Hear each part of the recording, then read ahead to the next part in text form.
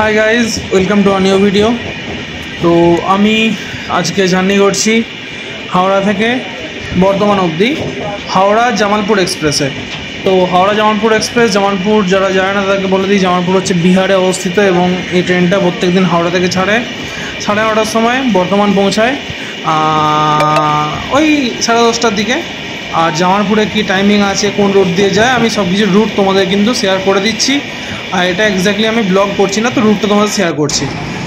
তো দেখো, আমাদের ট্রেন এখন চলছে ডানকুনিতে, ডানকুনি গৌড়ার দিকে চলছে এবং হাওড়া থেকে ছাড়ে 9:30-এ, হ্যাঁ, যেটা তোমরা দেখতে পাচ্ছ স্ক্রিনে। এবং এটা সোজা ননস্টপ কিন্তু দাঁড়ায় বর্ধমান প্রথম স্টপেজ, তারপর হচ্ছে বোলপুর শান্তিনিকেতন, তারপর হচ্ছে সাঁইথিয়া, তারপর হচ্ছে রামপুরহাট, তারপর হচ্ছে মাদারাই পাকুড় হয়ে তিন পাহাড় হয়ে সাহেবগঞ্জ হয়ে মির্জা চকি, তারপর আমাদের বিহারে ঢুকে যাচ্ছে গাড়ি। তারপরে আমাদের ট্রেন কিন্তু কন্টিনিউ 130-এ চলছে, দেখতেই পাচ্ছ, আমার জিপিএস কিন্তু অন করা আছে। তারপর ভাগলপুর হয়ে গাড়িটা সাহেবগঞ্জ হয়ে যাচ্ছে হচ্ছে জামালপুর তারপরের দিন 7:15-তে পৌঁছায় সকালবেলা, ঠিক আছে। এটা হচ্ছে আমাদের টাইম। তো আমাদের ট্রেন লেটেই ছেড়েছে এবং দেখতেই পাচ্ছ আমাদের ট্রেন কিন্তু বিশাল জোরে টানছে, মানে উদম টানছে, ঠিক আছে। তো আমি তোমাদের আরেকটা জিনিস দেখিয়ে দিচ্ছি, ভাড়াগুলো। তো হ্যাঁ, জামালপুর কবিগুরুতে তোমরা যদি যাও জামালপুর অবধি, তাহলে 150 টাকা ভাড়া, জয়নগরে যদি যাও 155 টাকা ভাড়া, হাওড়া জামালপুরে 155 টাকা ভাড়া, ঠিক আছে। এগুলো হচ্ছে ভাড়ার ডিটেলস, কারণ ওগুলো হচ্ছে মেল লাইন দিয়ে যায়, আমাদের ট্রেনটা কিন্তু কল লাইন দিয়ে যাচ্ছে, কারণ ডানকুনি কল লাইনে পড়ে, ঠিক আছে। মেবি হয়তো পরেতে হয়তো ওটা রুটটা হয়তো এক্সটেন্ড করা আছে বলে ভাড়াটা বেশি 5 টাকা, সে যাই হোক। এগুলো হচ্ছে টাইমিং তোমাদের, ঠিক আছে। আর এই ট্রেনের পরিষেবা বলতে অ্যাকচুয়ালি ক্লিননেস খুবই খারাপ, সেটা আমি তোমাদের কিছুক্ষণ পর দেখাচ্ছি। আর আমাদের ট্রেন তোমরা দেখতেই পাচ্ছ 125-এর নিচে বা 130-এর নিচে কিন্তু যাচ্ছে না গাড়িটা, কন্টিনিউয়াস কিন্তু স্পিডই টেনে যাচ্ছে। তো আমি কেন পরিষেবা খারাপ বলছি আমি সেটা তোমাদের দেখাচ্ছি। আমি কিন্তু আজকে উঠেছি স্লিপারে, কারণ তোমরা সবাই জানো আমার মান্থলি আছে এবং আমি স্লিপারই উঠি। তো কেন এই পরিষেবা খারাপ বলছি সেটা আমি তোমাদের দেখাচ্ছি। কারণ স্লিপার ট্রেন হাওড়া থেকেই ছেড়েছে, এই জাস্ট ছেড়েছে, ঠিক আছে, ছেড়ে আমি বর্ধমান যাচ্ছি, এর মধ্যেই কী অবস্থা ট্রেনের আমি তোমাদের ওইটাকেই কিন্তু ফুটিয়ে তোলার চেষ্টা করছি, ঠিক আছে।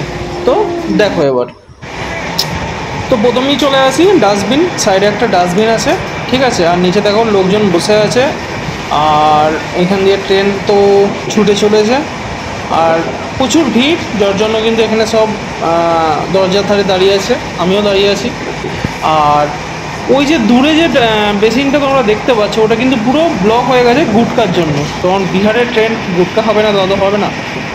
আর মেঝেগুলো দেখতেই পাচ্ছ পুরো জলে ভর্তি, ঠিক আছে, তার মধ্যেই সবাই বসে পড়েছে, কী করবে, ঠিক আছে। আর আমি যেটা বলছিলাম যে ওই বেসিনটা কিন্তু গুটকায় ভর্তি, তোমরা হয়তো ভালো করে দেখলে হয়তো দেখতে পারবে যে ওটা কিন্তু ওখান থেকে কিন্তু জল ছিটকাচ্ছে, মানে এতটা জল জমে গেছে, গুটকা খেয়ে সবাই চোখ করে রেখেছে যে মানে জল পাস হচ্ছে না, এবং ওখান থেকে কিন্তু সব জায়গায় দেখো আবার কিন্তু গুটকা ফেললো ছেলেটা। মানে এতটা নোংরা ট্রেন না আমি জীবনেও দেখিনি, বিশ্বাস করো, এতটা নোংরা ট্রেন। আর এই যে তোমরা ভালো করে যদি দেখো, ট্রেনটা কিন্তু বিশাল স্পিডে যাচ্ছে এবং মাঝে মধ্যে ওই দেখো ট্রেনটা এমনটা চক হয়ে আছে, পুরো একদম ওভারফ্লো হয়ে যাচ্ছে, ঠিক আছে। আর বাথরুমগুলোও একই অবস্থা, কি বলবো, মানে জঘন্য অবস্থা, ঠিক আছে। এই ট্রেনটায় জঘন্য অবস্থা বলা যেতে পারে। সবাই বাথরুম দেখছে, পালিয়ে যাচ্ছে, করছে না, ঠিক আছে, টয়লেট হোক বা যাই হোক ঢুকতে চাইছে না। তো হাওড়া থেকে যা ছেড়েছে তাদের যদি এই অবস্থা হয়, আমি জানি না যে পুরো জার্নিটা করলে এদের কী অবস্থা হবে, স্লিপারে অ্যাটলিস্ট। বাকিগুলো কীরকম কী অবস্থা আমি বলতে পারছি না সেরকমভাবে। আর আমি পুরো ভিডিও আনবো ডেফিনেটলি, তোমরা যদি সাপোর্ট করো আমাকে, দেন আমি ডেফিনেটলি আনবো।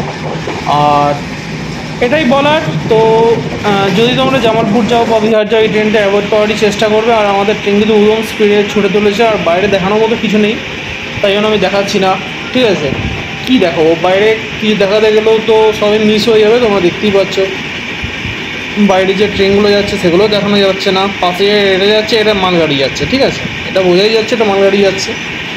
যাই হোক, তোমাদের কিছু দেখাচ্ছি না। হ্যাঁ, বর্ধমান আমি অনেকবার কভার করেছি, আমি জাস্ট ট্রেনটা কভার করার জন্যই কিন্তু এটা করা। তো নাম্বারগুলো তোমরা দেখে নিও, আমি যে স্ক্রিনশটটা আগে দিয়েছিলাম ফাইনেসমাই ট্রেনে, ওইখানে নাম্বারগুলো সব কিন্তু আছে, ট্রেন নাম্বার, আপ ডাউন, ঠিক আছে, ভাড়াগুলো তো আমি দেখিয়ে দিলাম, ঠিক আছে। তো এই হচ্ছে ব্যাপার। আর বর্ধমান অবধি যদি বলি, বর্ধমান অবধি এই ট্রেনটা ভাড়া হচ্ছে 50 টাকা ফ্রম হাওড়া, ঠিক আছে? হাওড়া থেকে বর্ধমান অবধি 50 টাকা ভাড়া, বিকজ এটা স্লিপার। সুপারফাস্ট হলে কিন্তু 65 টাকা ভাড়া হতো, ঠিক আছে? তো এখন তোমরা দেখতে পাচ্ছ ট্রেনটা কিন্তু অনেকটা মেকআপ দিয়েছে। মেকআপ বলবো না, অ্যাকচুয়ালি মেকআপ দিতে পারবে না, কারণ এখান থেকে বর্ধমান অবধি 52 মিনিট টাইম দেওয়া আছে, টাইম পর্যন্ত শর্ট দেওয়া আছে, মেকআপ দেওয়ার কোনো চান্স নেই। যাই হোক, মানে একই স্পিডে টেনে যাচ্ছে, এটা একটা ভালো দিক আমি বলবো, ঠিক আছে? কারণ 132 133-এ টানছে কন্টিনিউয়াস, যার জন্য ওই ওভারফ্লোটা কিন্তু বারবার নিচে পড়ছে। আর পাশে যে প্যাসেঞ্জারগুলো আছে ওদের কিন্তু হ্যান্ডলি হচ্ছে, ওরা কিন্তু কমপ্লেনও করছে না, ঠিক আছে? কেন করছে না, কিসের জন্য করছে না, আমার দেখার দরকার নেই, ঠিক আছে? আমি যদি জার্নি করতাম আমি ডেফিনেটলি কমপ্লেন করতাম এবং ওগুলোকে পরিষ্কার করাতাম, কারণ আমার কোচ ভাই, আমি টাকা দিয়ে জার্নি করছি ডেফিনেটলি। বাট আমি যেহেতু ডেলি প্যাসেঞ্জারি করি, আমি অতটা মাথা ঘামাইনি। তোমাদের সাপোর্ট যদি পাই ডেফিনেটলি আমি পুরো জার্নি করব। তোমাদের কমেন্ট লাগবে, তোমরা কমেন্ট করো, আমি ডেফিনেটলি ফুল জার্নি করার চেষ্টা করব। আর একটা জিনিস বলছি, আমাদের যে বেসিনটা ছিল ওটা ভালো ছিল, ওইখানেও কিন্তু গুটকা ফেলে দিয়ে চলে গেলো। যেহেতু ওই বেসিনটা এখন গুটকা ফেলা যাচ্ছে না, এখানে কিন্তু গুটকা ফেলে দিয়ে চলে যাচ্ছে। এতটা খারাপ না, মানে এতটা নোংরা ট্রেন না, মানে আমি এত জার্নি করেছি, আমি ডেলি প্যাসেঞ্জারি করি প্রত্যেক দিনই প্রায়, আমি কিন্তু এত খারাপ ট্রেন দেখি না, ঠিক আছে? আমি দূরপাল্লার ট্রেনেই জার্নি করি, ঠিক আছে? তো আমি দেখি না।